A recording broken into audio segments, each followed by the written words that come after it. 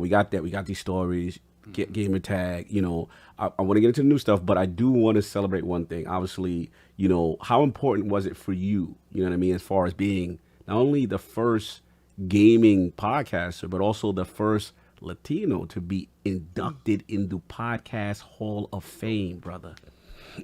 It means a lot to me, man, because again, I went through a lot back in the days, growing up, especially in New York, and not having the money to buy the equipment.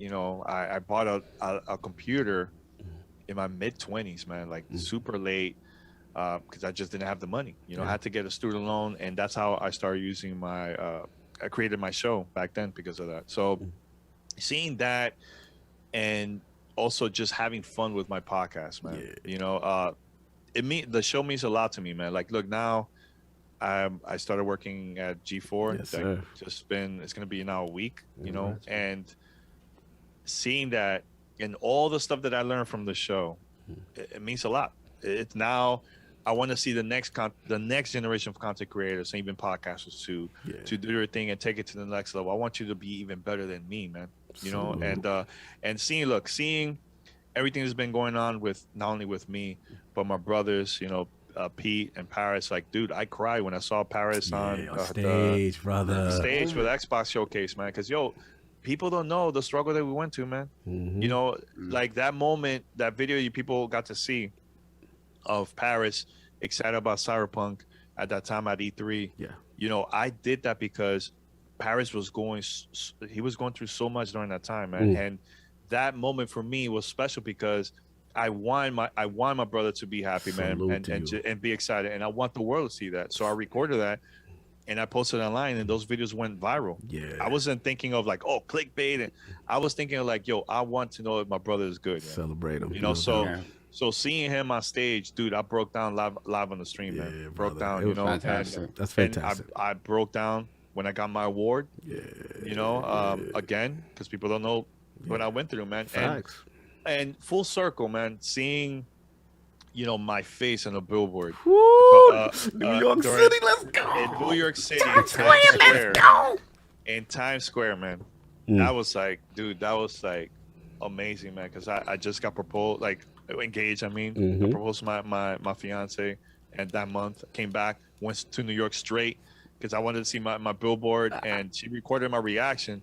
Again, I almost cried again, man. People don't know the stuff that I've been through, man. And seeing that, and I was there 20 years ago with a tape cassette, tape that recorder, same spot across the street where Toys R Us used to be. Yes.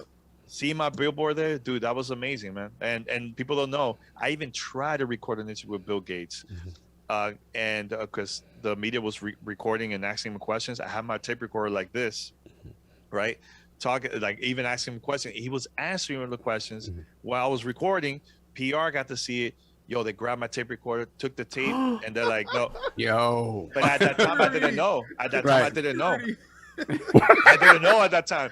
So things like that, dude. Things like that, and the little Sony silver one. You learn the TDK. The TDK. Okay, TDK joint. Actually, I can't imagine. You still got it. Hold on. The mindset where you're sitting there. I can't imagine the mindset. You're sitting there recording, and then just someone did they like ask you for it? Or did they take it themselves? Like, they just ran down on you. They ran down. You pulled the trigger.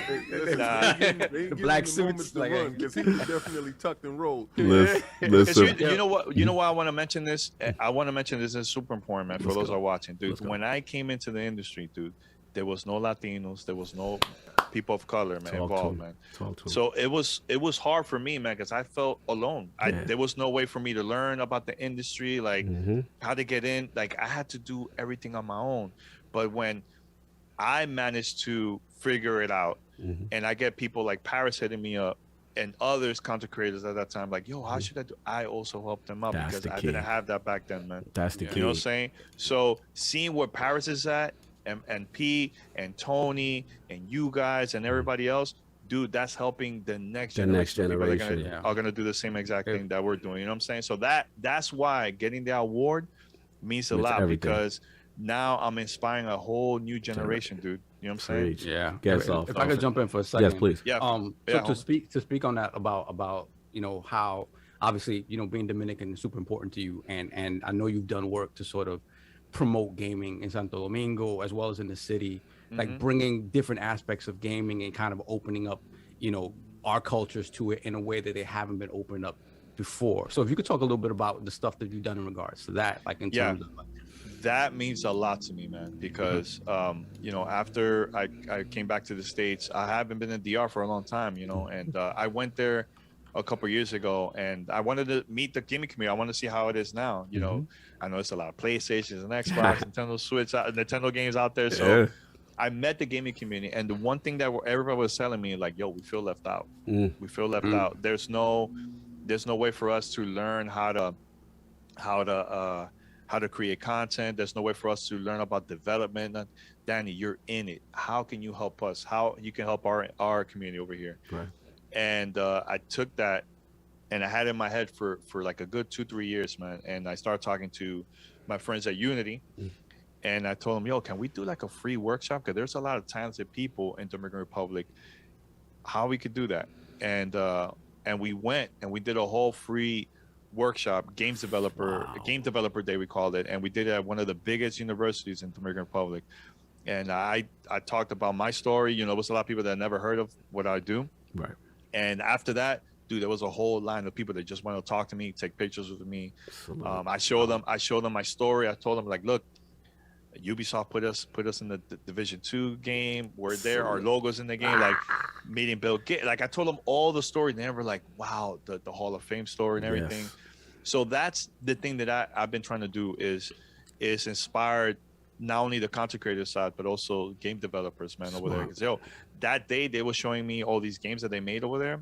Wow. And I'm like, yo, this could be on like platforms, big platforms, consoles. It's so dope, man. And there's other countries, not only Dominican Republic, but there's other people that feel the same way.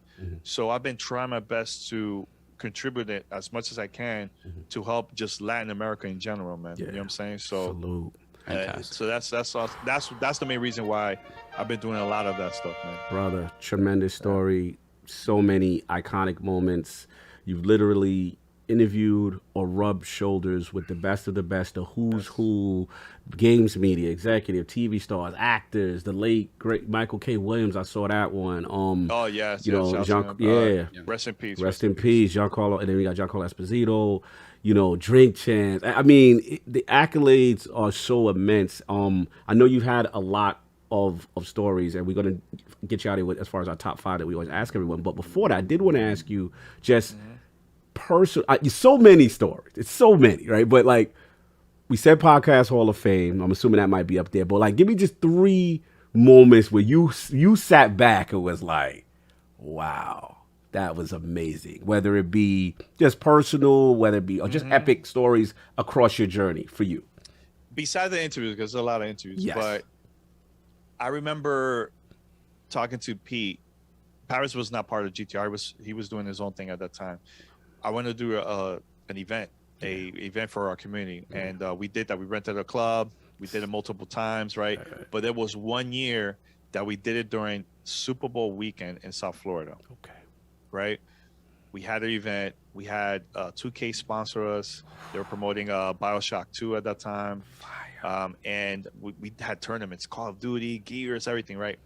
But remember, in the middle of Super Bowl weekend, there's tons of events happening at that time in Miami, right? Absolutely. Yo, the day before our event, I go and I search just to see if people are talking about our event called Community Vibes 5. Okay. I go there online, and the Miami New Times named us the #1 Super Bowl party in South Florida. Remember, we were broke as hell. We only had enough money to work what we had for the event. Yeah. And one of the biggest newspapers in Miami put us as #1, higher than Pepsi and Playboy, and like I was like, what? In the like? That's one of them. Let's go. The second, of course, the Times Square billboard. Of course, like my the highlight. Iconic. And I don't want to mention the Hall of Fame because that's like of course number one. Of course. Any kid from New York want their face on that billboard. You made it. Yeah, you made it. One more. And honestly, just I I think seeing Paris on stage, man, because that felt like that's part of me, man. Yeah, you know what I'm saying? That's your brother. Yeah, yeah. That's your brother. Like seeing that was iconic, man, for me. Brother, tremendous history.